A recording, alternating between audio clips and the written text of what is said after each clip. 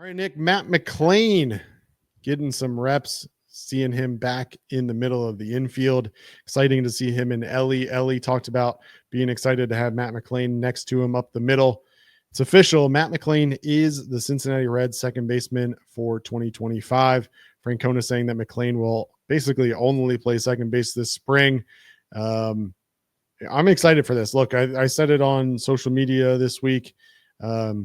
This Reds team has built a ton of versatile depth. They have guys like Spencer Steer, guys like Gavin Lux, and others who can play multiple positions. They don't need Matt McLain to be versatile. Let's put him where he needs to be, where he can help this team the best. And that seems to be second base. What's your take on Matt McLain seemingly officially being named your Cincinnati Reds second baseman? Yeah, I mean, it felt like Ellie and McLain are just the two don't get cute guys. Like, you can move everyone else around, make everyone else figure it out, but they're both really good players. They play their position really, really well. It's a beautiful double play combination to watch. Sometimes you just don't mess with it, and it seems like this was the right move. I think the Reds maybe were not wanting to put themselves in a spot where they couldn't have backed out of in case, like, let's say, something fell in their lap. There was a second baseman that there was a perfect trade candidate. You don't want to say Matt McLain's our second baseman, and then, well, there was just this perfect thing that we could move Matt McLain for. That didn't necessarily happen, although Gavin Lux will talk about him in a second. But that's probably my logic and why they didn't make this declaration sooner. Yep. Speaking of McLain at second base, we talked already a little bit about the infield, but we'll talk about it some more. Charlie Goldsmith, again, we're relying on him a lot since he's in Goodyear, but reporting that Jeimer Candelario is going to get the first opportunity to take the third base spot. Sounds like he is healthy and in some of the best shape of his career. CES, we already mentioned, is also getting reps at third base. And then lying in wait, kind of an unknown a little bit, Noelvi Marte still in the mix in competition for playing time at third base. But that leaves a little bit of an outlier, Nick. What are the Reds going to do with Gavin Lux? Yeah, interesting quotes here from Charlie Goldsmith. Gavin Lux has even more to prove defensively. He lost his spot as the Dodgers shortstop because of his arm, which gives him something to prove at third base. Lux will mostly play second and third base early in the spring, and he's an option to be the DH. He could also get some exposure at first and in the outfield at some point. And on that, Francona said, asking him to play left field, first base, third base, second base in the first week of camp. I don't think that was putting him in the best position to succeed. We're on the same team. This isn't a time to test his manhood. What a quote. I don't know that that's fair. Let's get his legs under him. So, yeah, I mean, on Lux, I mean, this sounds like, a good plan to start. I think ideally, Noelvi Marte, I mean, just coming to camp and playing with his hair on fire and looking great would be the best case scenario, and then you figure everything else out. I mean, he's your future third baseman. You're hoping and praying. That would be, the dream scenario here. If that doesn't happen, then I think Gavin Lux being able to play a good or passable third base would be the second best scenario for the Reds. But look, they're keeping their options open here. Candelario is just such a wild card because he had pretty, at least decent defensive numbers up until last year's just atrocity. We talked about that. There have been guys over their career that have had slumps defensively. We only think of slumps offensively, but there have been guys that have bad years defensively that figure it out. Joey Votto's the perfect example. And then CES, I think that's a long shot, but I think that Lux is the best option other than Marte. Now on Lux, there's this, kind of discussion that I saw a story get posted by a site and some discussion about how these comments mean Lux isn't going to play every day. Well, yes, he's not going to play every day in the sense of he's a platoon player, but Gavin Lux will be in the lineup every day against right-handed pitching. Make no mistake about that. I think that the people thinking that he's a bench bat, I think that's far off. Nick Kroll is not trading Mike Sirota and a comp pick for a guy that's basically Santiago Espinal. He's expecting Gavin Lux to be a big part of his lineup against right-handed pitching. So Gavin Lux is going to be in there every day against right-handed pitching. It might be at third base. It might be at DH. It might be at second base. It might be in left field. But he will be in the lineup every day against right-handed pitching. And to be completely honest, Craig, he might be the Reds' like second or third best hitter against right-handed pitching. I know everyone is, super high on Matt McLain and Spencer Steer and Tyler Stevenson, and go down the list. Look at those guys' splits. Most of their value comes against crushing lefties. So a guy like Gavin Lux is really important. And yeah, he's going to be in the lineup every day against right-handed pitching unless he gets hurt. Yeah, I would expect him to be in there. And it's just good to have, versatility with him. And it's also good not to make any big declarations because we just don't know how this spring is gonna ultimately pan out. Yep. And, anywhere from 2/3 to 3/4 of MLB pitchers are right-handed. So going to be plenty of opportunities for Gavin Lux this year. And whether that means giving Ellie a day off, probably not likely, but spelling CES, it does give you spelling McLain. Could be McLain, any of those. I don't think they're going to want to rush and have Matt McLain play 162 games. No. McLain's going to get some extra days off, and DH probably some. You now have an infield of Candelario, who's a switch hitter, Ellie De La Cruz, who's a switch hitter, and then Gavin Lux, who can hit right-handed pitching. That leaves you with only needing to play one other guy, whether that's CES, McLain, Marte, if he's playing well enough. Like, you've got flexibility there to figure out what the right matchups are on a day-to-day basis. And again, I've said it a million times. This Reds team is built on versatility and on flexibility. And at the end of the day, Terry Francona is going to take advantage of matchups. He's going to take advantage of platooning, and he's going to put his best lineup out on this field every single day. And ultimately, that's his job. And that's one of the reasons why I think this Reds team is set up to be successful, is that no matter who's starting on any given day from a opposing pitcher perspective, this Reds team is built to be able to counter that with a lineup that should have the opportunity to be successful against that starting pitching. Speaking, one other point just here, about Francona, his managing style here. Like I mentioned, yeah, I think Matt McLain, they're probably going to be a little cautious with, and they're probably going to have him DH some. And they'll probably have Ellie De La Cruz DH some too, and move Matt McLain over to shortstop. And I would encourage you, go look at Baseball Reference. There's a way you can look at the defensive lineups. Look at the 2022 Cleveland Guardians and look at how they use their DH. Now, earlier in the year, it was mostly they had Franmil Reyes, but they traded him in the middle of the season after he was gone. Like in September, Stephen Kwan was the DH like once a week, pretty much. Jose Ramirez was the DH like twice a week.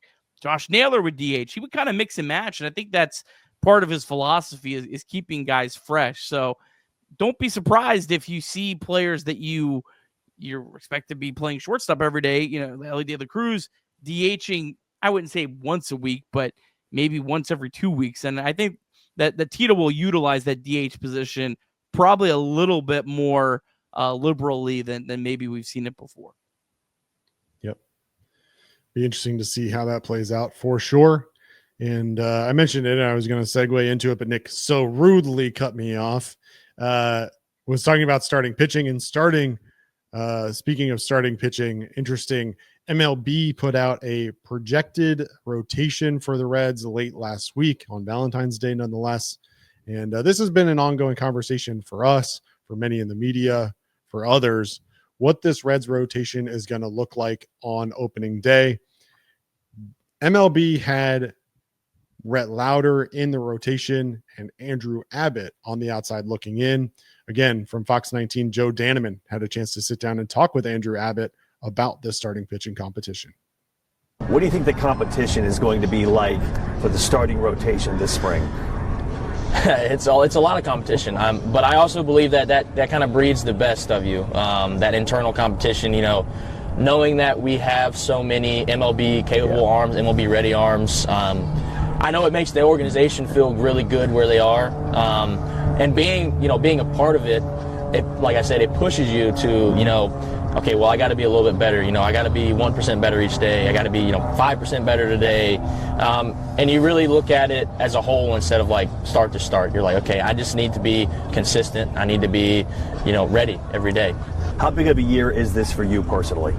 I think it's pretty big. Obviously the injury bug got me last year, but I think I've done enough to kind of say that I kind of have proved that I could be a big league starter, but I also think that there's a lot more in the tank. There's a lot left.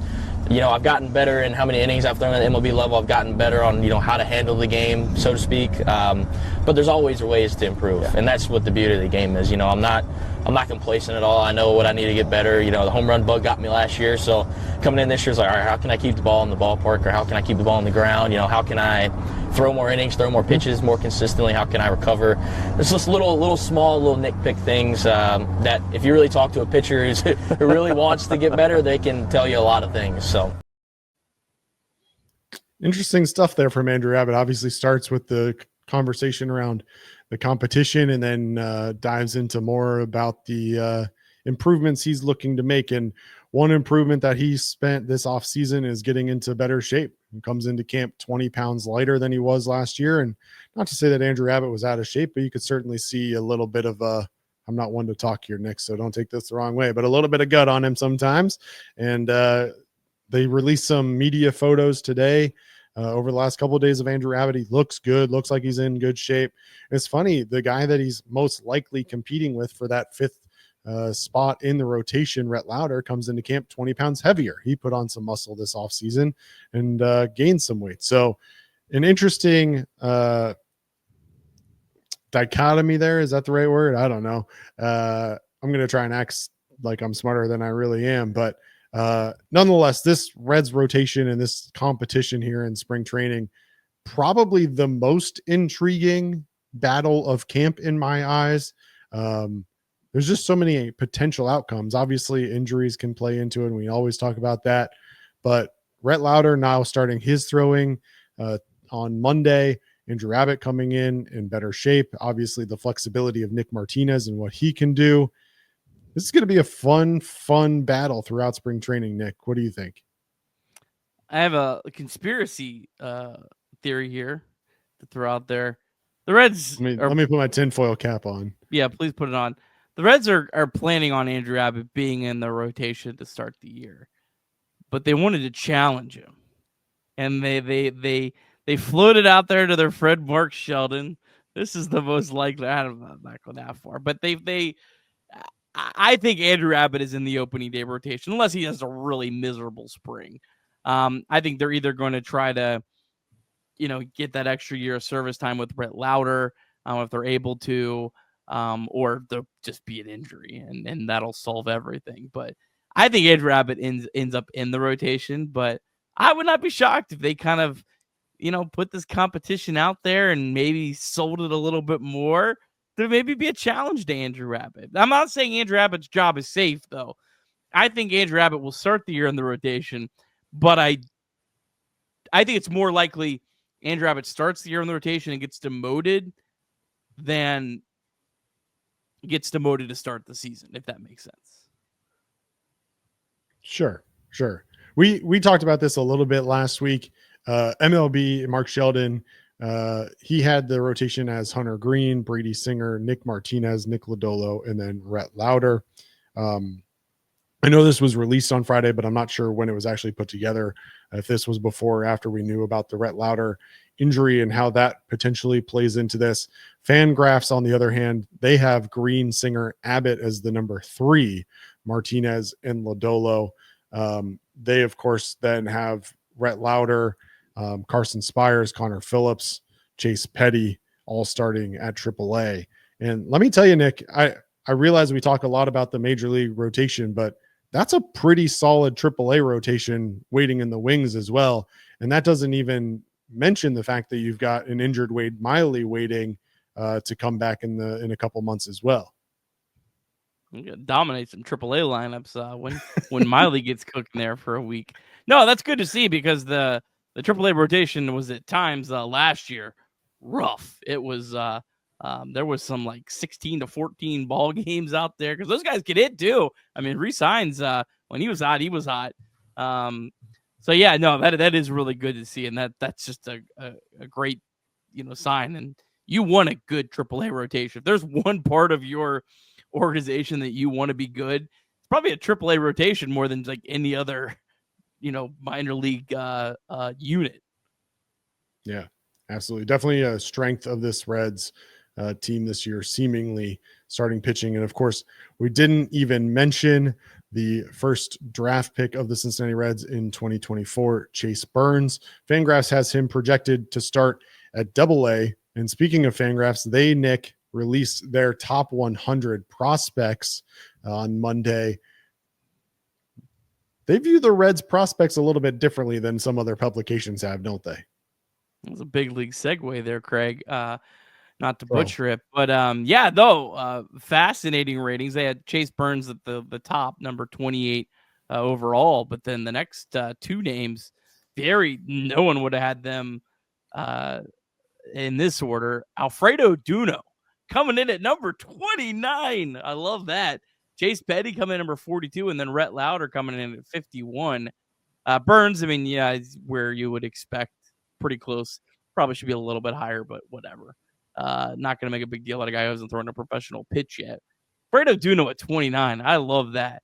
I'm very high on this guy. I think he's probably one of the more controversial players in the Reds farm system. I know our good friend Clay Snowden just couldn't wait to ship him out for Luis Robert, and I hated that idea.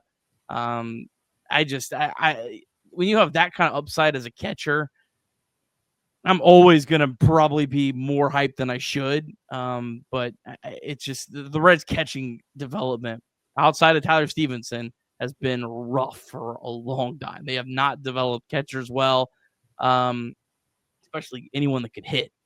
Maybe they're great defenders, but literally none of them get hit worth the lick. So I'm very high on Duno, and Fangraphs I think is approaching a little bit different. I think they're going more on stealing versus where maybe more of MLB pipelines, more of like a combination and maybe putting more weight in the floor. But yeah, Duno, second highest ceiling as a Reds prospect. Yeah, I don't see anything wrong with that. Chase Petty had Outers Bowl. Real quick, you mentioned Clay Snowden, a good friend of the program, also a contributor to Just Baseball. And Just Baseball just a couple of weeks ago released their top 15 Reds prospects. So this isn't even across all of baseball. It's specifically the Reds. Do you know where they had Alfredo Duno? They had him 7th in the Reds organization. Not even forget top 30 in all of baseball. They had him 7th in the Reds organization. Aram Layden, love Aram, love his coverage. Admittedly, not a Duno guy. So he's very honest with his opinion on Alfredo Duno. Doesn't think that he's necessarily to that same level right now. But it's interesting. And this is full transparency. This is why prospecting and all of those things is so difficult. From talking from my real life job, Bowman baseball cards, 90% of the guys, you're not even going to know who they are, but one day they might turn into Mike Trout. And there's a famous clip out there of a guy several years ago opening up Bowman baseball, and he pulls a Mike Trout autograph, and he's like, I think I know this guy's name, but I don't remember if he's any good or not. Fast forward a couple of years, Mike Trout, one of the best players in baseball, and the card worth 6 figures. So it's just, it is a, I don't want to call it a crapshoot because there's a lot of opinions and science that goes into it, but so much can change about it. Sorry to cut you off, Nick. No, it's good. It's good. It's good to see different players recognized by different publications, and it just shows there's more than one avenue with your prospects, which you need, because some are going to completely fail and a couple will be great. And so the more guys that you have ranked in different lists across different publications, the better chance you have of a couple sticking. So And shout out, just baseball. Aram Lane was like the first one on LED of the Cruise, the first one to be aggressive on him. Everyone else was kind of too scared about this prospect that kind of came out of nowhere. He shot him up way higher than everyone else. So he's been right more often than probably just about anyone in the game. But I think he's wrong on Duno. Chase Petty ahead of Lauder. That's bold. I love it. I mean, I think Petty has higher ceiling than Lauder. They're just so different because Lauder pitched in college. Petty was a high school arm. But I think Petty's ceiling is very, very high. I think he also does, admittedly, I think he has a much lower floor than Rhett Lauder. So, again, I think that's the nature of the game here with the Fangraphs ratings. Is they're clearly putting, I think, a lot more stock in the ceiling than the floor.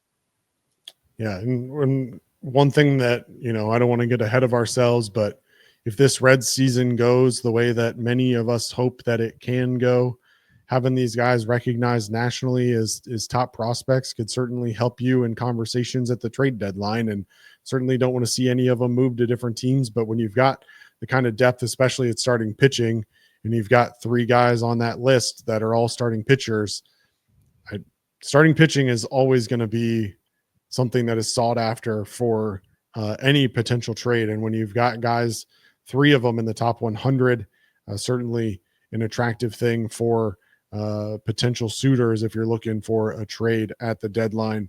And again, we're talking, we haven't even talked about other guys who are expected to be contributors down the road: Adam Serwinowski, Nestor Laurent, and many others that are thought of highly in this Red organization. So it's going to be fun to watch them, and I certainly hope that we get a chance to watch all of them progress. I will ask you, I made a comment a week or so ago. You've got 3 starting pitchers in there in the top 100: Chase Burns, Chase Petty, and then Rhett Lauder. If I had to put you on the spot right here, which one do we see first in 2025? I mean, it's probably Rhett Lauder. Okay, let's follow that up. Who do we see most, and who has the best year? I think Lauder most. I think I'll be bold. I think I'll say Burns has the better overall year and has the maybe not larger impact, but has the more significant impact. Like he comes in and I think pitches well. I think he'll pitch on the team in 2025. Yeah, it'd be interesting to watch. So, look, spring training is just underway. Lots more stories to unfold as spring training continues. Nick and I will be your one-stop shop for all Reds news as spring training continues from Goodyear and Arizona, as reports come out from media members, as news breaks, as games get underway. Chatterbox Reds will have you covered all season long. We look forward to this season. We look forward to Terry Francona's first year at the helm of the Cincinnati Reds. For Nick Kirby, I'm Craig Sandlin. This has been Chatterbox Reds. Thanks for tuning in. Go Reds.